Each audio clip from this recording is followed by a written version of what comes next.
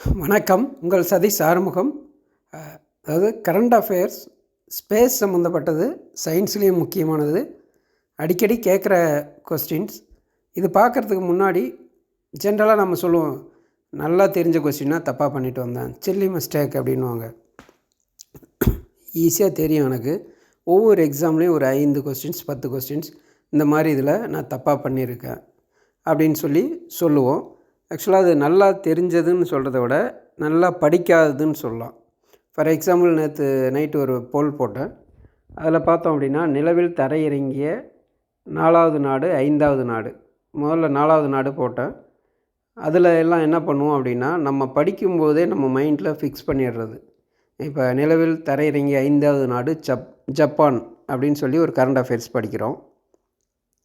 படிக்கும்பொழுது அப்போ ரீசெண்டாக நிலவில் தரையிறங்கிய நாடு 4வது நாடுன்னு இருந்தால் கூட நம்ம மைண்டு எங்கே ஃபிக்ஸ் ஆகும்னா, ஜப்பான் இப்போ தானே படித்தோம் அப்படின்னு சொல்லி ஃபிக்ஸ் பண்ணி, ஜப்பான் இப்போ வந்து 14% வந்து போட்டிருக்காங்க.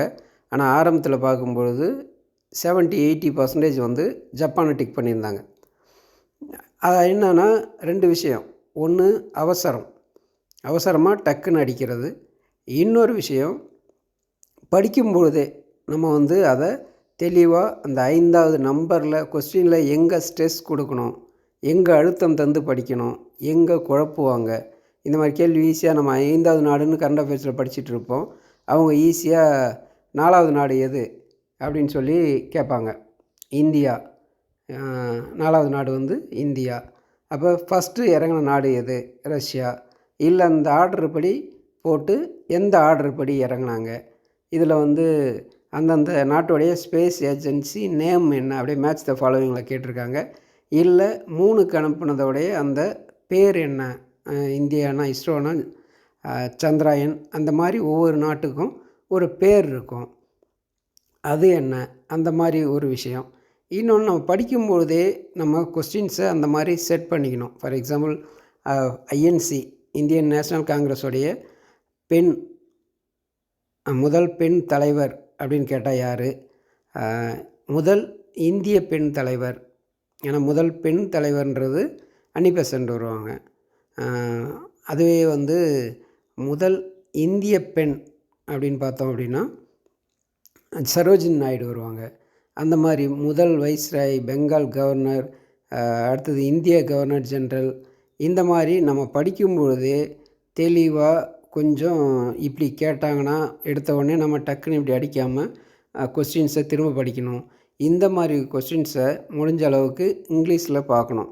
ஏன்னா நிறையா கொஸ்டின்ஸ் பார்த்திங்கன்னா தமிழ் டிரான்ஸ்லேஷன் தப்பாக இருக்கும். சில கொஸ்டின்ஸ் வந்து இங்கிலீஷில் பார்க்கணும். அப்போ நம்ம படிக்கும்பொழுதே அந்த சில்லி மிஸ்டேக் போக்கணும் அப்படின்னா, நல்லா தெரிஞ்ச கேள்வின்றதை விட படித்த கேள்வி தப்பு பண்ணிட்டுன்னு தான் சொல்லணுமே தவிர, நல்லா தெரிஞ்ச கேள்வியை யாருமே தப்பு பண்ண மாட்டாங்க. அப்போ படிக்கும்பொழுது கொஞ்சம் கரெக்டாக டீப்பாக வேறுபடுத்தி படிங்க. ஜென்ரலாக கொஸ்டின்ஸ் வந்து 2 விதம்.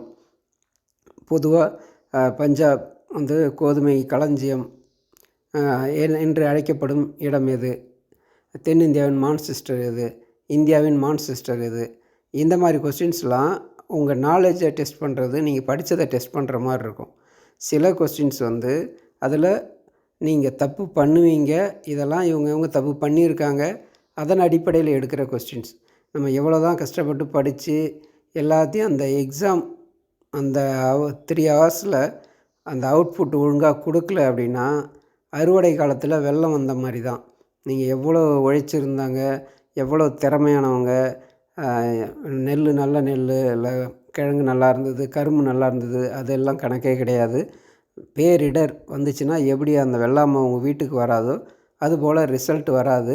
அந்த 3 மணி நேரம் ரொம்ப தெளிவாக இருக்கணும், ரொம்ப கவனமாக கொஸ்டின்ஸை படிக்கணும், அவசரப்படக்கூடாது, வேகம் இருக்கணும், அதே டைம் தவறு பண்ணாத அளவுக்கு புரிந்து முழு கான்சன்ட்ரேஷனோடு படிக்கணும். அடுத்து இப்போ இதில் ஷார்ட்கட் பார்க்க போகிறோம். நிலவில் தரையிறங்கிய நாடுகள் வரிசையாக இதில் ஒரு 3 கொஸ்டின்ஸ் இருக்குது. 3 இல்லை, ஒரு 5 முதல் 10 கொஸ்டின்ஸ் சொல்லலாம். எதிர்பார்க்குற கொஸ்டின்ஸ் ஸ்பேஸ் சம்மந்தப்பட்டது எப்பயும் கேட்பாங்க. அந்த ஆர்டர் என்ன, அடுத்தது அந்தந்த நிறுவனம் என்ன, அது ஸ்பேஸ் ஏஜென்சி, அந்த நாட்டோட ஸ்பேஸ் ஏஜென்சி என்ன அப்படின்றதான் பார்க்க போகிறோம். ரஷ்யா சப்பையாக இருந்ததால் நிலவில் இறக்குனா ரஷ்யா பேகம் அந்த மாதிரிலாம் சொல்லுவாங்கள்ல. ரஷ்யா. Russia first country. அவங்க அனுப்பிச்சது பேர் லூனா. முன்ன லூனா 3ன்னு ஒன்று அடிக்கடி கேட்பாங்க. பழைய ஸ்கூல் புக்கில் இருக்கும். ரஷ்யா லூனா 3க்கு வந்து முதல்ல போச்சு அப்படின்ற மாதிரி ஸ்கூல் புக்கில் இருக்கிறதால அது பழைய டிஎன்பிசியில் ரிப்பீட்டட் கொஸ்டின். ரஷ்யா லூனார் அப்படின்றதே வந்து நிலவை குறிக்கிறது. முதல்ல போகும்போது லூனா அப்படின்னு சொன்னாங்கன்னு வச்சுக்கோங்க. ரஷ்யாவில் அடுத்தது வந்து அமெரிக்காவை அப்போலோ அதை வச்சுக்கலாம். இல்லைனா அப்போலோ 11 நீல் ஆம்ஸ்ட்ராங் நிறைய பேர் அந்த 69ல் இறங்குனது அது எல்லாமே நமக்கு தெரியும். ஆல்ட்ரின் கால்ட்ரின்னு நினைக்கிறேன். அடுத்தது சீனா அப்படி வச்சுட்டாலும் சரி தான். SIC தமிழில் சைனாவுக்கு சி தானே வரணும். இங்கே லாஜிக்கெலாம் பார்க்க முடியாது. ஷார்ட்கட் அவ்வளோதான். சீனா வந்து சேஞ்ச், CHAN சேஞ்ச். அப்படியே சீனா பேர்லேயே வரும். சீனா சேஞ்ச். இல்லை செங்கிஸ்கான் இங்கிலீஷில் அப்படியே கொஞ்சம் அரைகுறையாக படித்தா செங்கிஸ்கான். அது வந்து சீனா அந்த மாதிரி வச்சுக்கலாம். இஸ்ரோ அதாவது இந்தியா. வந்து இந்தியா. இந்தியாவில் அனுப்பிச்சது வந்து சந்திராயன். நல்லா தெரியும். சந்திராயனை பொறுத்த வரைக்கும் டீட்டெயிலாக படிக்கணும். சந்திராயன் 3 டேட்டோடு படிக்கணும், எப்போ லான்ச் ஆச்சு. அடுத்தது அதோட திட்ட இயக்குனர் யார், தமிழ்நாட்டுக்கு ரொம்ப லிங்க் இருக்குது அந்த ஆட்கள்லாம், அதை எல்லாத்தையும் சேர்த்து படிக்கணும். அடுத்தது சப்பையாக இருந்தால், ரஷ்யா சப்பையாக இருப்பதால் ஜப்பான் வந்து 5வது நாடு. ஜப்பான் வந்து ஸ்லிம் அப்படின்னு ஞாபகம் வச்சுக்கேன். ஸ்லிம் வந்து smart landing investigation on Moon அப்படின்னு நினைக்கிறேன். அது அப்ரிவேஷன் பார்த்துக்கோங்க. இதில் வந்து மூனில் இறங்கிறது, அது அப்படியே அப்ரிவேஷனு இதிலே வரும். இன்வெஸ்டிகேஷன் மூனில் இன்வெஸ்டிகேட் பண்ணுறதுன்ற மாதிரியே வரும். சப்பையாக இருக்கிறது, ஸ்லிம்மாக இருக்கிறது அப்படின்னு ஞாபகம் வச்சுக்கோங்க. இது ஸ்பேஸ் ஏஜென்சி. இது இந்த குரூப் 4 மாதிரி கொஸ்டின்ஸ்லாம் வந்து மேட்ச் த ஃபாலோவிங்கில் பல முறை கேட்டிருக்காங்க. ரோஸ் கோஸ்மாஸ் அந்த மாதிரி சொல்லுவாங்க. ரஸ் எல்லாமே அந்த முதல் 2 எழுத்து அப்படியே மேட்ச் ஆகும்.